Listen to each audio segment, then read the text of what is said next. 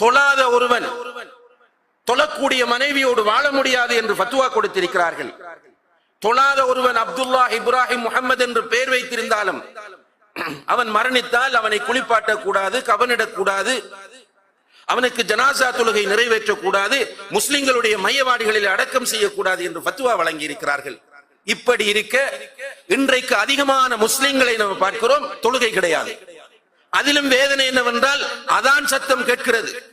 பள்ளிவாசல் நடந்து சென்றால் அடுத்தது பள்ளிவாசல், பயானும் காதில் கேட்கிறது, இந்த செய்திகளும் அவர்களுடைய காதுகளுக்கு கிடைக்கிறது.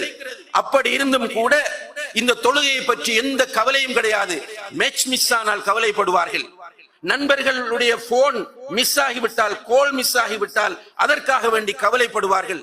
விருந்து மிஸ் ஆனால் கவலைப்படுவார்கள். தொழுகை மிஸ் ஆனால் ஒரு கவலையும் கிடையாது. இதே போன்று ஒவ்வொன்றாக நீங்கள் பார்க்கலாம்.